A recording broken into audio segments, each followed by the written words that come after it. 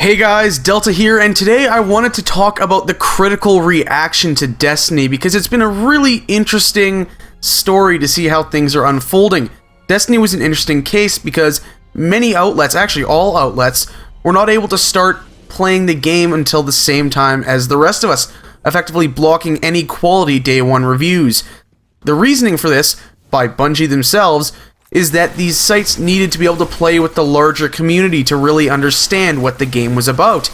While it's a bit of a flimsy excuse, it's one that I could accept because I wasn't really on board with the Destiny hype train until I played the game for the first time in the alpha. So it was something that's like, okay, that makes sense. Let the game go out in the wild because it's supposed to have these huge, heavy social elements. Then it makes sense that they would want these websites and these reviewers to be interacting with the rest of us. Now, Destiny is absolutely flawed. I'm not going to argue that. Most of the points bring up cite that the story as it's told in-game is absolute garbage. It is. The mission and enemy design is repetitive. For the most part, it is. Yeah, the enemies only really change color on each planet, and as you go further through the planets, they add another faction into the mix. The dialogue is often cringeworthy, and the voice acting, for the most part, sounds phoned in. I'm not going to argue any of that stuff. That's all entirely true. I feel the same way. The PvP can feel really unbalanced at times as well, which is funny because the Crucible is designed to eliminate advantages due to levels, so things like armor and everything don't come into effect. Everyone has the same health and everything like that. Weapons all do the same base damage, etc., etc. But sometimes it can just break down into who has the better super, or who has the better grenade, or who has the better melee attack, and that's something that just kind of ruins the fun and takes away from it, in my opinion.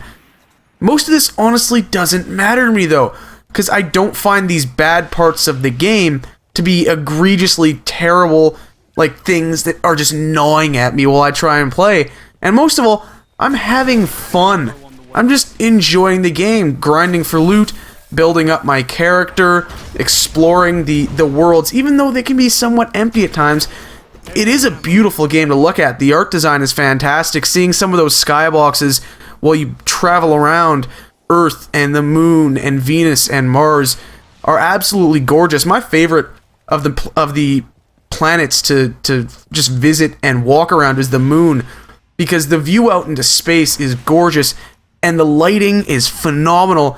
And on top of all that, as you go further underground, it evolves from, well, the Moon to something very H.R. Geiger-like, which is just fantastic. I love the look of that. But I think a lot of people maybe jumped the gun to review Destiny. I know there were a lot of smaller sites that didn't really listen to what Bungie said and released reviews in the first 24 to 48 hours, most of which were almost entirely absolute garbage, because that's not enough time to judge a game with MMO elements. Now, Destiny is not an MMO at all. I refer to it as a diet MMO personally. It has elements, it shares elements with a massively multiplayer online game, but it's not particularly massive, so I don't think it qualifies. That said, the game opens up quite a bit after level 20, I think. Just the loot itself, because you start getting to really get involved in the Vanguard strikes and the Crucible and taking on weekly and daily heroic missions. It's just the higher difficulty and getting rare and legendary and exotic gear opens things up, because as you get these branching paths, the loot itself, while not super varied, does actually start to get varied when you start getting, Crucible variants or Vanguard variants and stuff like that. It actually starts to look different and perform different, and that's a nice change after the loot doesn't really change a ton in the early going. Story missions that were dull on first attempts take on a whole new life when you crank up the difficulty. I replayed like the second or third mission of the game, which wasn't really much of anything on the original difficulty. I played it up at, I think, level 22 or level 24 when I got my character up there. It was intense. It was totally different. Just totally different and completely improved experience compared to the first time I went through it. That said, a game with a heavy focus on grinding and replaying with the limited content it currently has is not going to be something that appeals to everyone. I'm having fun because I'm playing with friends, And the core gameplay mechanics themselves, the movement, the shooting, it is fantastic. It's what you'd expect from Bungie, and I just really enjoy those mechanics because there's some games that actually screwed those basic simple things up. So to have that there, these smaller details don't bother me as much. Destiny is still a good game, I think, but it's not a great one.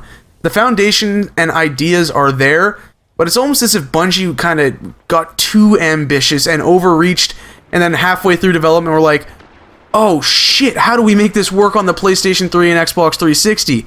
And they had to scramble to get everything together and make it work on all the platforms, because Bungie's been very adamant about how they want parity across all 4 platforms that the game is on. So that's PlayStation 4, Xbox One, PlayStation 3, and Xbox 360. Now, going for parity between the PS4 and Xbox One, I can understand. They're current-gen consoles, and while there is a power difference, they're similar enough.